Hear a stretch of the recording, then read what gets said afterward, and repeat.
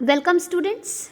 In this video you will be learning how to access the elements of a dictionary. In the previous videos you have already learned about what is dictionary and what are the various ways of creating a dictionary. Now once a dictionary is created, how you access the elements of it. We have already covered this step and now we are at this step, means how to access the elements of a dictionary. ठीक है, तो क्योंकि यहाँ पे की value pair होते हैं, क्योंकि लिस्ट, टपल और स्ट्रिंग में क्या होता था, वो सीक्वेंसेस होते थे, तो आपके पास जो इंडेक्सेस होती थी उनके हेल्प से आप इनके एलिमेंट्स को एक्सेस करते थे. ठीक है, तो डिक्शनरी में क्योंकि इंडेक्सेस का रोल कौन प्ले करता है, कीज़ करती है, तो आपको यहाँ पे कीज़ की हेल्प लेनी पड़ेगी to access the elements of the dictionary. तो सिंटेक्स क्या है, आप डिक्शनरी का नेम लिखेंगे और इंडेक्स पास कर देंगे. मतलब इंडेक्स क्या, यहाँ पे आप कह सकते हैं कि यहाँ पे आप की लिखते हैं. I should have written it as key, क्योंकि ये जो हमारा की होता है ना, वो हमें यहाँ देना पड़ता है. अब अगर हमारी ये जो स्पेसिफाइड की है, ठीक है, ये जो हमारी स्पेसिफाइड की है, अगर ये स्ट्रिंग टाइप की है तो हमें उसको सिंगल कोट के अंदर ही देना होगा. मतलब जिस टाइप की आपकी इंडेक्स और या आप कह सकते हो की है, उसी टाइप की से आपको उसके ही फॉर्मेट में आपको उसे देना होगा. It will be clear to you in examples. लेकिन अगर मान लीजिए ये की एग्जिस्ट नहीं करती है तो आपको की एरर रेज होता है. तो याद रखिएगा कि आपको डिक्शनरी का नेम लिखना होता है और की लिखनी होती है. की जिस टाइप की है, अगर फ्लोट है तो फ्लोट के फॉर्म में लिखिए, इंटीजर है तो इंटीजर के फॉर्म में लिखिए, स्ट्रिंग है तो स्ट्रिंग के फॉर्म में लिखिए. स्ट्रिंग के फॉर्म में मतलब सिंगल कोट के अंदर लिखिए. टपल है तो टपल मतलब पैरेंथेसिस के अंदर लिखिए. अगर लिस्ट है, लिस्ट तो हो ही नहीं सकती की. ठीक है, तो इस तरीके से आपके जिस भी टाइप की है उसी टाइप से आपको ये लिखना होता है. और अगर ये की एग्जिस्ट नहीं करती होती है तो ये आपको की एरर देता है. ठीक है, यहाँ पे आप ध्यान रखिएगा कि जो ने जहाँ जहाँ इंडेक्स लिख रखा है वहाँ वहाँ इसका मतलब है की. अब देखिए यहाँ पे मैंने एक डिक्शनरी ली है EMP नाम से, और मैंने लिखा EMP ई नेम. ई नेम मेरी की थी ना, 3 कीज़ हैं इस डिक्शनरी में. ENO नहीं, 4 हैं. ई नेम, एज एंड सैलरी. ठीक है, तो मैंने ई नेम, मुझे करंट एक्सेस करना था तो मैंने लिखा EMP ई नेम. अब ई नेम को देखिए मैंने कोट्स के अंदर लिखा है क्योंकि ई नेम एक स्ट्रिंग टाइप की है. ठीक है, तो देखिए मुझे वैल्यू मिल गई. फिर एज, ये भी स्ट्रिंग टाइप की थी तो कोट्स में है और इसकी वैल्यू मिल गई. अब दूसरी डिक्शनरी मैंने ली है, इसमें मेरी कीज़ देखिए किस किस टाइप की है, इंटीजर, फ्लोट और स्ट्रिंग. चार टाइप की कीज़ हैं हमारे पास. ठीक है, अगर इंटीजर है, देखिए तो मैंने कैसे इसको एक्सेस किया है. ये देखिए मैंने लिखा x3, तो 3 हमारी इंटीजर की थी ना, तो उसको देखिए विदाउट कोट्स लिखा इंटीजर के फॉर्म में और मुझे इसकी देखिए वैल्यू मिल गई. ठीक है, फिर ये हैश हमारी स्ट्रिंग टाइप की थी तो उसको कोट्स के अंदर लिखा, 40 मिल गया वैल्यू. फिर देखिए 4.6 को मैंने कैसे लिखा है, मतलब जो कि जिस तरीके की है उसी टाइप से आप उसको लिखेंगे और आपको उसकी करस्पॉन्डिंग वैल्यू मिल जाएगी. लेकिन अगर ऐसी की दे दोगे जो एग्जिस्ट नहीं करती तो आपको की एरर आएगा, सेइंग दैट दिस पर्टिकुलर की डज नॉट एग्जिस्ट. ठीक है, अब देखिए क्या है कि ये जो काम है ना, जिससे आप एक की के हेल्प से एक वैल्यू सर्च करते हैं या फिर वैल्यू के हेल्प से की सर्च करते हैं, इसके एक पर्टिकुलर टर्मिनोलॉजी है. और टर्मिनोलॉजी ये है कि the process of searching a value with the help of its corresponding की. यानी कि जब आप की के हेल्प से वैल्यू ढूंढते हैं तो ये कहलाता है लुकअप. जो हमने अभी किया इस एग्जाम्पल में, हमने लुकअप किया. ठीक है, और जब भी आप किसी वैल्यू के हेल्प से की ढूंढते हैं, when you search a key with the help of a value, it is called reverse lookup. This is done programmatically. Okay, तो ये तो हम जनरली करते ही रहते हैं. जब भी हमें एलिमेंट एक्सेस करना होता है तो हम की के हेल्प से वैल्यू एक्सेस करते हैं. लेकिन ये रिवर्स लुकअप या प्रोग्रामेटिकली करते हैं. ठीक है, लॉजिक लगा के. तो ये जो प्रोसेस है, की से वैल्यू ढूंढना लुकअप, वैल्यू से की ढूंढना रिवर्स लुकअप. अब देखिए, अभी जो मैंने आपको यहाँ तरीका बताया, इससे आप की के हेल्प से वैल्यू ढूंढ रहे थे.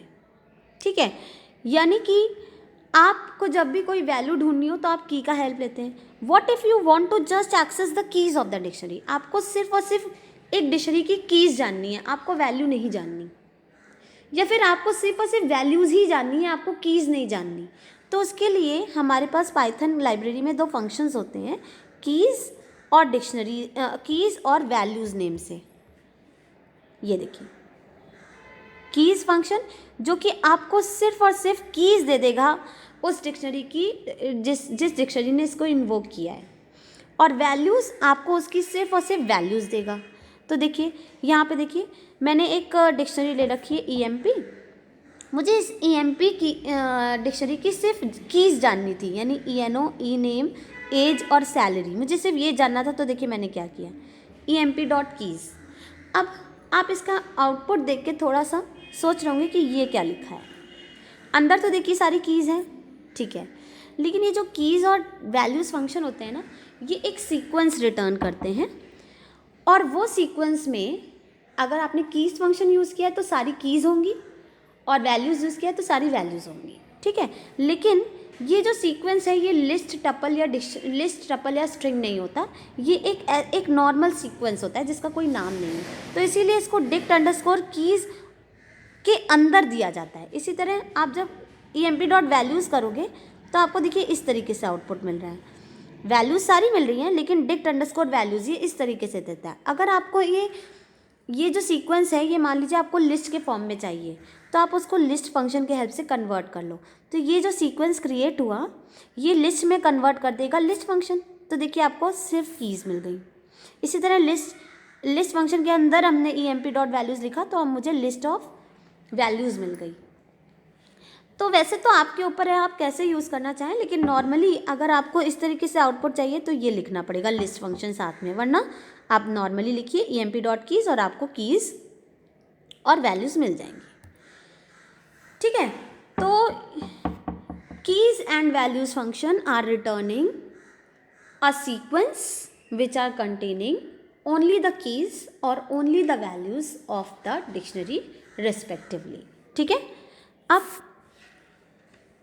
ये तो हुआ कि हमें सिर्फ कीज़ जाननी है या हमें सिर्फ वैल्यूज़ जाननी है, तो हम क्या यूज़ करें. लेकिन मान लीजिए आपको ये पता करना है कि कोई की एग्जिस्ट करती है कि नहीं, तो आप क्या करिए, पहले तो सारी कीज़ निकाल लीजिए, फिर उस की में आपको ढूंढना पड़ेगा कि ये पर्टिकुलर की इस डिक्शनरी की कीज़ में प्रेजेंट है कि नहीं. तो उसके लिए हमारे पास हमें यूज़ करना पड़ता है मेंबरशिप ऑपरेटर्स को. Whenever you have to check for the existence of a key, you can make use of in and not in operator, which are the membership operators. ठीक है, इन ऑपरेटर क्या करेगा, अगर वो की प्रेजेंट होगी डिक्शनरी में तो ट्रू रिटर्न करेगा वरना फॉल्स, और नॉट इन ऑपरेटर अगर नहीं होगी तो ट्रू रिटर्न करेगा और होगी तो फॉल्स. ठीक है, ये आप in and not in operator her sequence में भी पढ़ चुके हैं, इसलिए आपको मालूम होगा ये क्या करते हैं. अब देखिए हम कैसे यूज़ करेंगे. की इन डिक्ट नेम, यानी आप यहाँ पे एक की लिखिए जिसको आपको ढूंढना है इस डिक्शनरी में, और इन ऑपरेटर क्या करेगा, आपने जिस भी डिक्शनरी का नेम यहाँ लिख रखा होगा उसमें इस की को ढूंढेगा. अब यहाँ पे एक बहुत इंपॉर्टेंट बात ये है कि जब भी आप डिक्शनरी का नेम लेते हो, देखो डिक्शनरी में की वैल्यू पेयर दोनों होते हैं, की होगी फिर वैल्यू होगी, की होगी फिर वैल्यू होगी. ठीक है, तो जब भी आप खाली डिक्शनरी का नेम लिखते हैं तो सिस्टम हमेशा कीज़ पे ही काम करता है, वो वैल्यूज़ पे काम नहीं करता. तो इसलिए चाहे आप की डिक्शनरी का नेम लिख दो, ठीक है, या फिर आप देखिए ये भी लिख सकते हो.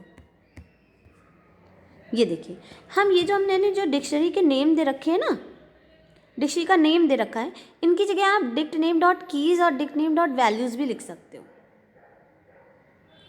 समझे, यानी कि हम यहाँ पे 3 चीज़ें लिख सकते हैं. डिक्शनरी का नेम, सपोज डिक्शनरी का नेम मेरा डी है, या फिर मैं इसको डी डॉट कीज़ लिख सकती हूँ, जिस केस में क्या होगा कि खाली कीज़ में इसको ढूंढा जाएगा. और मैं डी डॉट वैल्यूज़ भी लिख सकती हूँ. तो अगर मुझे कोई वैल्यू ढूंढनी है तो मैं यहाँ डी डॉट वैल्यूज़ लिख दूँ और यहाँ पे एक वैल्यू लिख दूँ. ठीक है, तो ये सर्च करेगा कि ये वैल्यू इस इन डी डॉट वैल्यूज़ में प्रेजेंट है कि नहीं. ठीक, तो इन ऑपरेटर, नॉट इन ऑपरेटर से हम ये सर्च कर सकते हैं। आप एग्जाम्पल से देखेंगे तो आपको क्लियर होगा। देखिए, सबसे पहले ये हमारी एक डिक्शनरी है, ठीक। फिर मैंने देखा फेब इन मंथ, मंथ मेरी डिक्शनरी का नेम है।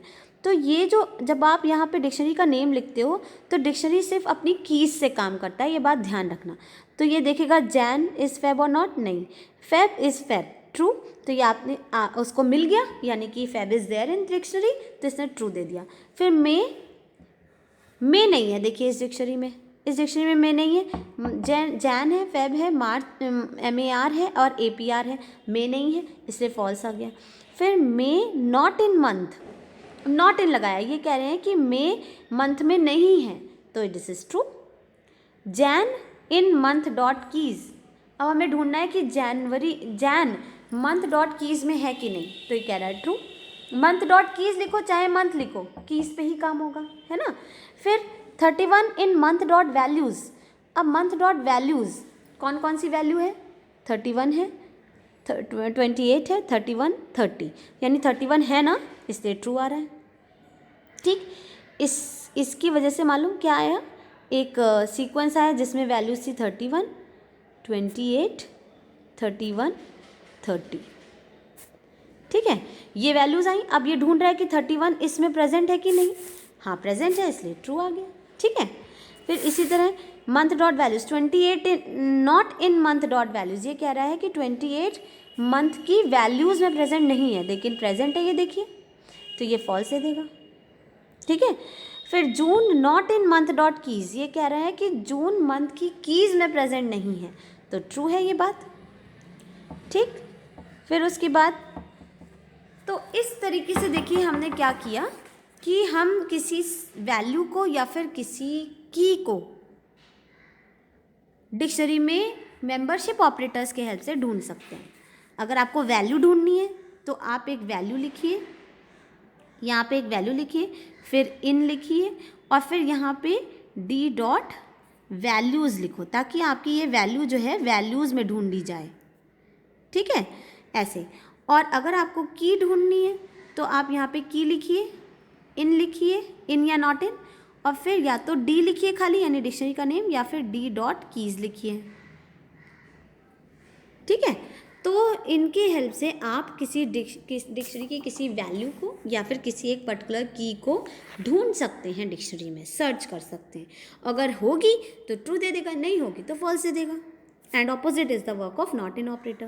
So now I hope you must have understood all the topics of this video, that is how to access the elements, okay, how to access just the keys or just the values, and checking for the existence of a key in dictionary.